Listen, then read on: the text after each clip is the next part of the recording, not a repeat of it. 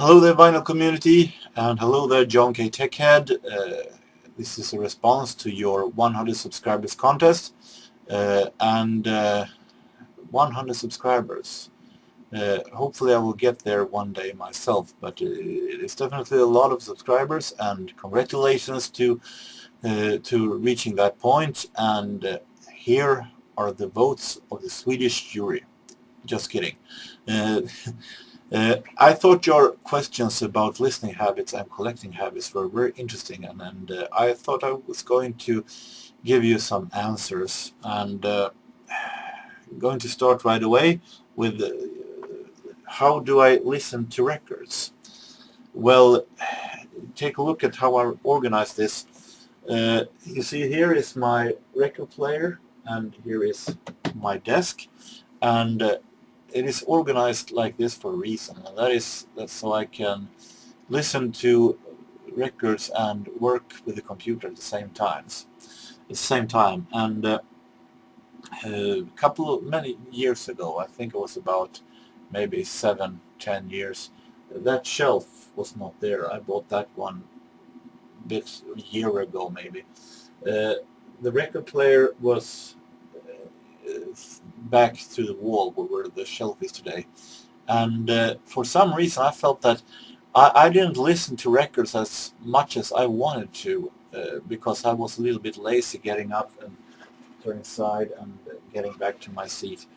So I felt like I wanted to do something about it, so I moved the record in this form, and I felt it was a whole lot better.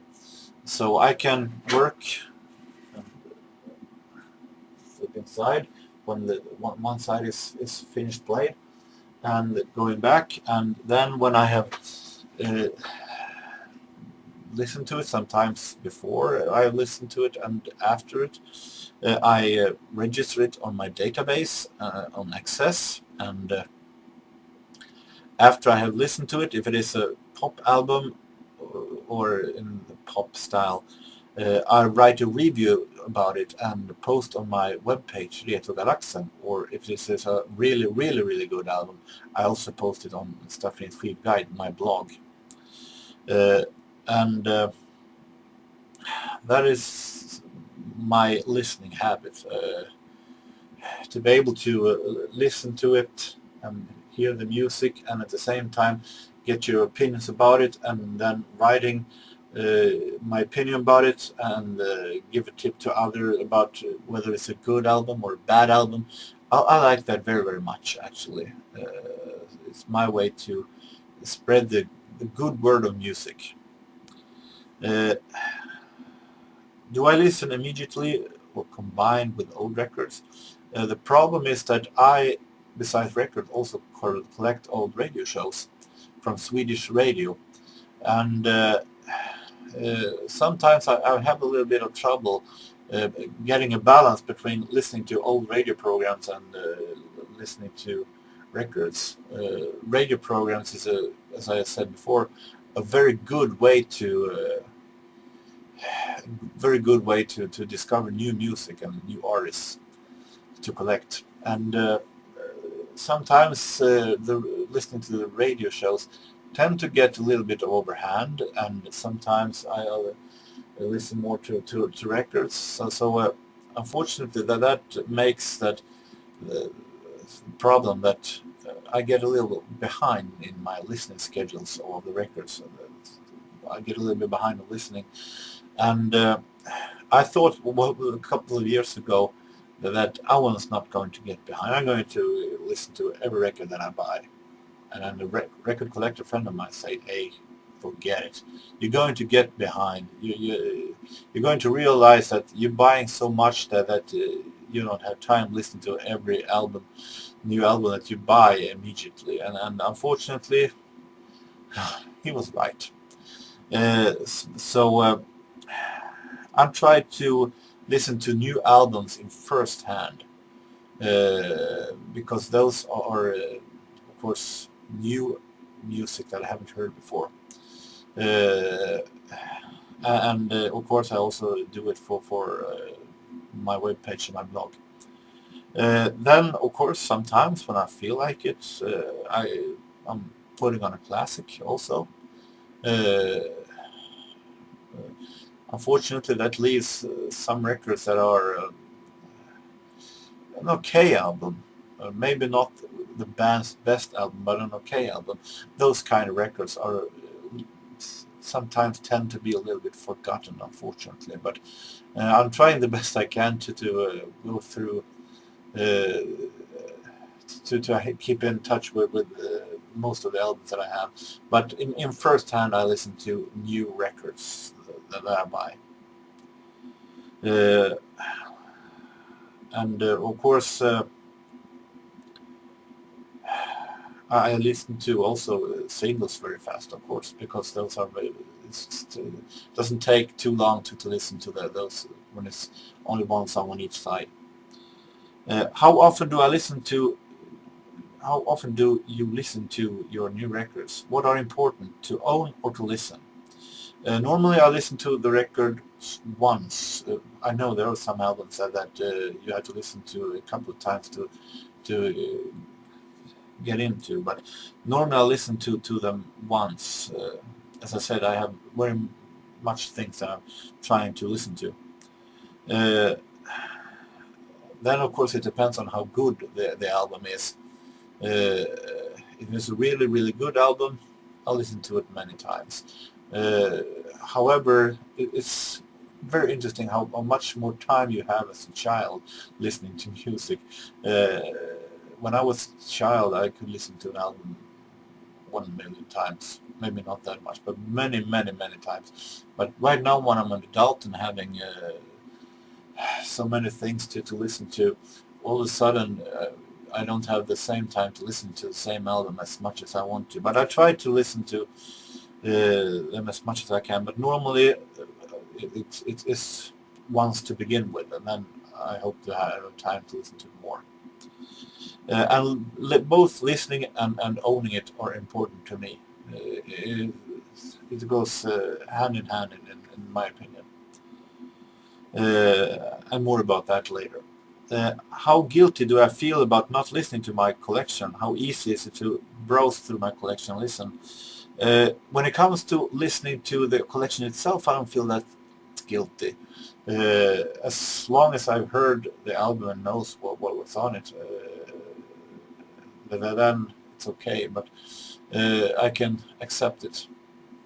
But sometimes I can feel a little bit guilty of not having listening to new records fast enough, especially when it comes to records that I bought on record fairs, because those are records that I paid more for, of course, but it's records that I've searched more carefully for, since it is a record fair that comes only twice a year.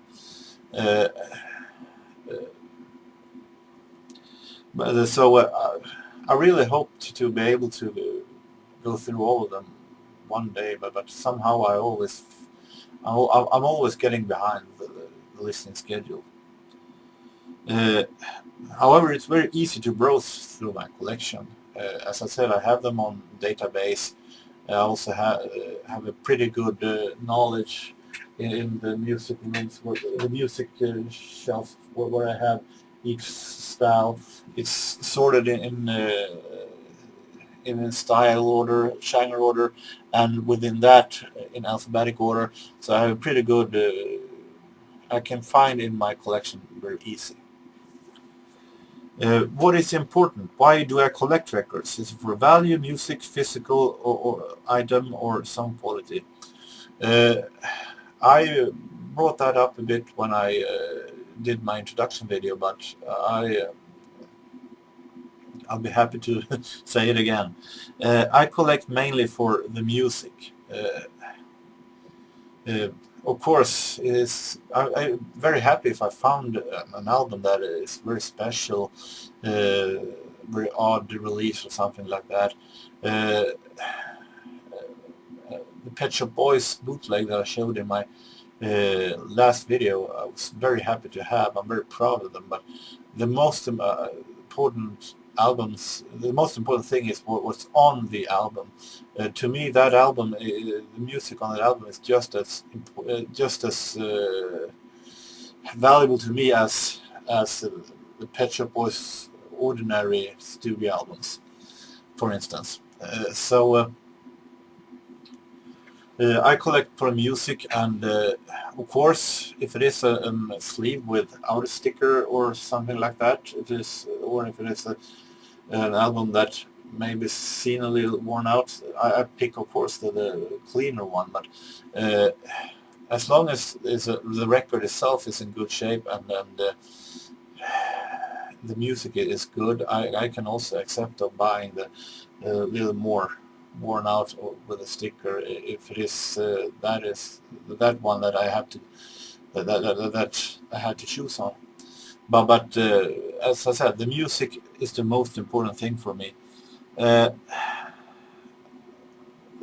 have a motto actually when it comes to my record collecting, and that motto is taken from a comic artist that I love very much and that I also collect, and that is Don Rosa, who is famous for drawing Donald Duck in his own personal style, and he made a comic actually about Donald Duck getting obsessed with finding rare and valuable coins from Uncle Scrooge, huge ton of money or coins, and he asked Uncle Scrooge for one coin that he could find that is valuable, and if he could get that, only that coin. And Uncle Scrooge said, "Okay, you get your shot." And he dies and he searches for coins, and he's searching for the value in a book and so on, and Uncle Scrooge just shakes his head and says, "Life has taught me to love what's valuable for me, not for somebody else." And that, of course, was Don Rosa's peak to it was Don Rosa's way to actually teach something to comic collectors that doesn't even bother to read the book because they're afraid of that the book would fall in value. And that is a little what I'm working, the motto I have. I love the music that is valuable for me, but if it is worth something on eBay or Tradera or something like that, it's not that important to me. It's what's important, the music that is important to me. Then, of course, the most important for me is that it is a physical item. Of course it is. I don't use Spotify or iTunes because I want the music. I want to be able to have the music for the future, to listen to it when I want to, how I want to, and to be able to read about the music, read the on the album sleeve which one is played, if it is information about the album itself. I love that stuff. It is a way to spare the music for the future, which is very important. To collect it just on MP3 is it's a very unpersonal way that I found very boring. How do I organize the time with my collection? Well, I see what is need to be done, and I do it. And working with my blog and with my webpage and doing videos to the vinyl community is a way for me to spare time with my record collection. Then, of course, sometimes there is so much to do that I don't know where to start within the collection. If I'm going to sort in the shelves, or if I'm going to write a review, or if I'm going to do a video, and that could be trouble of knowing which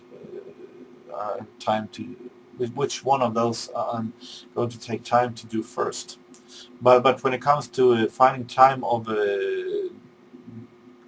do with the collection itself. I don't have that much trouble actually finding time. My 3 favorite albums that I didn't listen to for a long time. That was a very tough question actually, because it was hard to remember which albums I took long enough to listen to actually. Many of the favorite albums that I have, I listened to immediately when I bought it.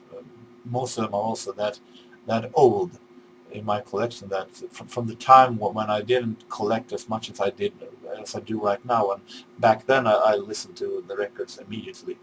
I didn't have that many albums that was that was queuing it to be able to be listened to.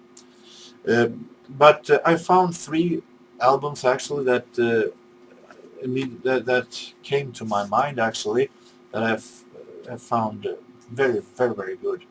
And there are in total the different style, all 3 of them. First of all, a little 80s. Here's an album that I bought first of all for complete the collection of the band. This is Kaja with the album Crazy People's Right to Speak from 1985. And Kaja is of course Kaja Gogo, a British new wave synth band. Although this is at the end of their career, they shortened the name just to Kaja, and it's of course it's been a long time since Lima left the band. Nick Beggs is the lead vocalist here, and I was a little bit careful about this one. I bought it because I was curious, but then I got I got my prejudices, because it was an album with a band that totally failed on the charts. It was actually an album that led to the disband of the band, and I felt that maybe it isn't all that good. So I left it laying for a while. I don't remember how long it was, half a year or maybe more. But then I decided, okay, I'll give it a chance. I'll listen to it, and it was actually a really good album, a good 80s album. Maybe not all that new wave as they were when they at the peak of their career, but still a good album with synthesizer and pop style, and Nick Beggs is actually a really good singer for Kaja Gogo, a good replacement for Limo, and great melodies. So this one is definitely an underestimated album that should have been selling and became bigger than it actually became. And number 2 is from this autumn. I showed this one when I showed my top findings for 2013. It was on that list. In October, the record store we have here in Sweden, in Sundsvall, Harvest Records were shut down, and there was a sellout, and I bought, as I showed back then, 2 albums with The Miracles, 2 albums of pure 70s soul music, and one of them, the newer one from 1978, I listened to almost immediately. However, the other one, for some reason, was left laying for about 4 months. I think I'll listen to it in this January or something like that. But here it is. I realized when I listened to it that actually it was a really good album. Funky, great soul, very well produced. First track, Do It Baby, fantastic, great soul track, and with great strings and so on. And I really love this album sleeve. So this is definitely a great album that I'm very happy that I bought. My third pick is a jazz album, and it is a jazz album that I don't remember here how long I waited until I listened to it. Maybe it was a year, or maybe 7-8 months maybe. This is Quincy Jones with Harry Arnold and his Swedish Radio Studio Orchestra. Quincy's home again. Quincy Jones along with trumpet player Benny Bailey, lived in the 50s in Sweden for a couple of years, and they did records, and they were touring around Sweden, and Quincy Jones really loved being in Sweden. He even married a Swedish girl, Ulla, and Ulla Jones, as she's named today, and did some marvelous recordings with the Swedish big band leader Harry Arnold. And as I said, they did records, and this is one of them, Quincy's Home Again. And this, I don't remember the reason why I left it laying. Maybe it's because I had other jazz albums that I felt like was a little more important. But when I did listen to it, I realized that this is a fantastic album, maybe one of the best jazz albums that I have. It is done both in a classic big band style, but at the same time it has one foot in the bebop big band style that Dizzy Gillespie made famous, and a style that was pretty new for the Swedish jazz fans back then. The Midnight Sun Never Sets, fantastic song. Saxophone player Onnur Donneres is totally marvelous there. It's a ballad imagine yourself walking alone in the midnight. You see street lights shining down on you, and you're walking there, and you could hear Onnur Donneres' saxophone in the background. And everything feels very cozy, and fantastic album. And but it took took a while before I listened to it, actually. But better late than never, as I say. So with that, I love collecting records. I love, as I said, the feeling of keeping the music that I love, to be able to listen to it when I want to, how I want to be able to show it to others, to feel proud of having it, to be able to read about the music. And it is an art, actually, that I feel it's very important even today in the MP3 era. And I hope that it is an art that will never cease to exist. So with that, I hope that you are satisfied with my answers, and my community, until next time we see each other, have a very nice continuum of the week.